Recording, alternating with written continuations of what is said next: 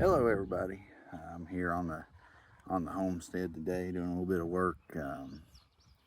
We about got the baby's room done, just putting trim in, but got to paint it outside. As you can tell, we got storm clouds, so put up a tent and been painting it in there. Abel, okay, buddy. All right.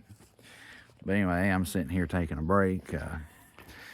So my neighbor, trying to be neighborly, went ahead and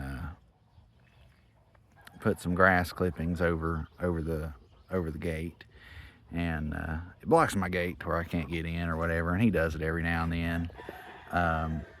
And he's trying to feed the goats. He likes messing with them, I think. And so I went ahead and had to pitchfork some of that grass seed out. And as you can tell, I've got a big bare spot, which he actually helped me. He helped me do here, and so I used that grass clippings to spread around. It had a bunch of seed heads in it, so it was evidently tall grass that was cut. And so I just spread it around on the bankments, and the bankments where the edge of my flat spot is from my barn. So he was trying to feed the goats, but they'd much prefer to eat this lush grass here as opposed to that. But you can always take something like that and turn it into a positive, And his heart, I think, was in the right place, trying to do something good, and it was just executed to where it doesn't necessarily work for my little operation here. But we made it work. We made it work good here, and it only took a few minutes. So he was just trying to help out, and he did. So a lot of times, you see people when you get mad about things because it inconveniences you or whatever, but you can make it a good thing. Something else that happened while I was gone on vacation is a couple of trees fell in a storm over from another neighbor's property onto mine. Well, I'm just going to cut it up for firewood. It is inconvenient. That's the 14th and 15th tree that's fell over there across my side since Helene, and it's pretty annoying. I'm not going to lie to you. That's getting old, but and it's falling into my field. But you just got to roll with it. And no, I'm not going to call him and ask him to come clean up the trees. Once they fall across the line in Virginia, they're your problem. And so all these people, I've searched a bunch of Reddit threads and different things saying that once a tree falls on your side or what have you, that neighbor needs to clean up the tree. Well, no. The neighbor, if he has a forest, he ain't worried about all them trees. And if you're trying to keep a field next to his forest, well, that's what happens.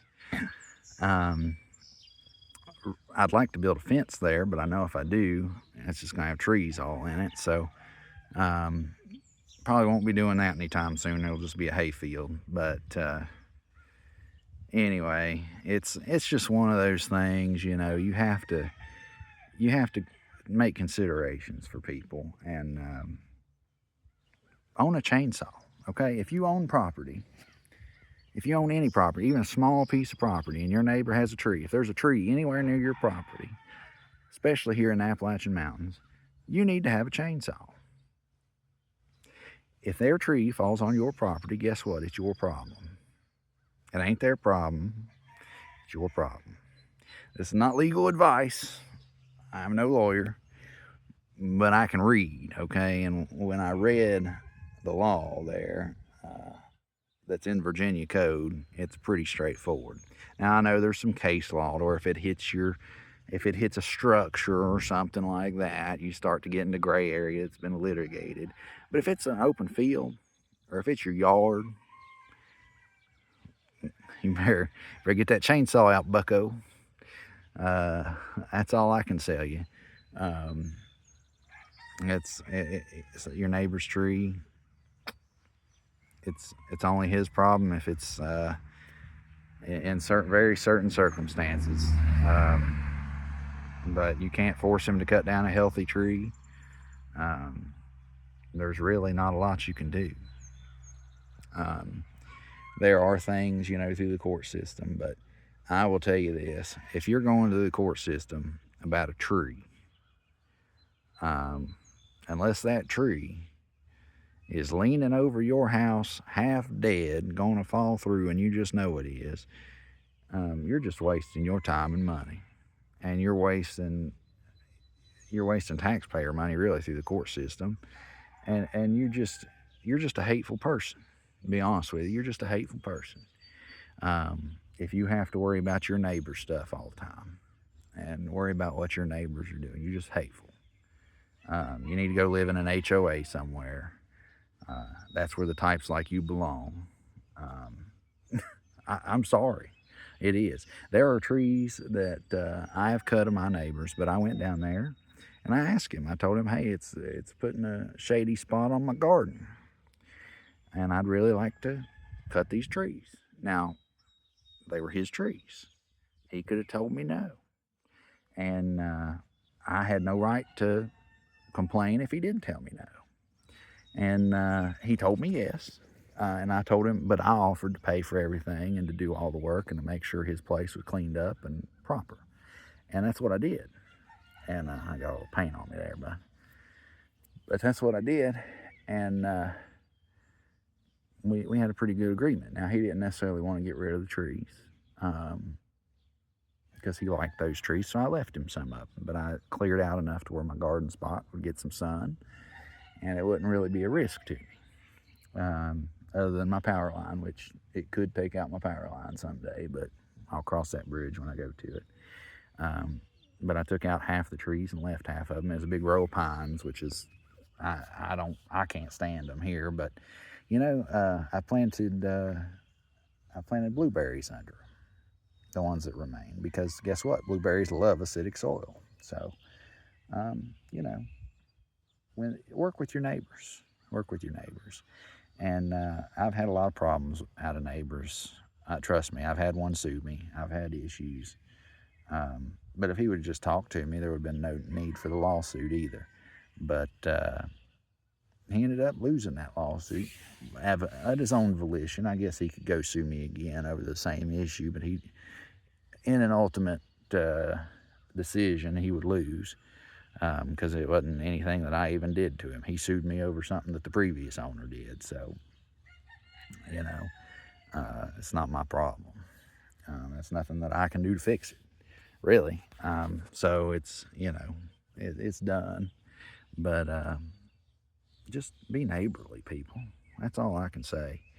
I guess I'm getting a little long-winded here, but I can't stress the point enough is, you know, I guess there's one other thing I would say regarding easements and stuff. And on that property over there, there's an easement where that tree fell down and fell over the road. I had some neighbors contact me about it and say, you know, the tree fell over the road. But another neighbor came and cut it out to where at least we can get through the road. I said, well, good. I don't live over there. I mean, I mow over there. I mean, you know, I'm glad they let me know about it, whatever.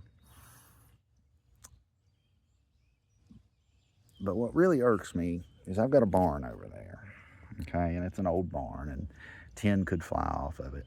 If a piece of tin flew off of my barn, now I don't live over there, would they tell me about it? Probably not. I don't know that. I'm waiting to see that, though. I'm waiting to see that. If a piece of tin flies off my barn, will they tell me? And I hope that they do. I hope that they do. But it seems like anytime they just want something that looks a certain way, that doesn't look good to them, that they think it's my job to be the maintenance man, to keep my property looking good so that they can look at it and have a nice driveway. I hope I'm wrong. I really do hope I'm wrong. But I'm starting to get the feeling that that I'm just being the, you know, we're gonna be the punching bag. He's gonna be our punching bag for keeping his property looking a way that we want it to look. And if that's the case, we're gonna have a problem. But I'll let it go until I see something over there that happens that doesn't affect them. and see if they actually let me know about it. And if they actually let me know about it, I'll just chalk it up to me being paranoid, because I am paranoid like that. But I've had some problems in the past. So, but until then, they get the benefit of the doubt. So we'll see. We'll see. But anyway, y'all have a great week.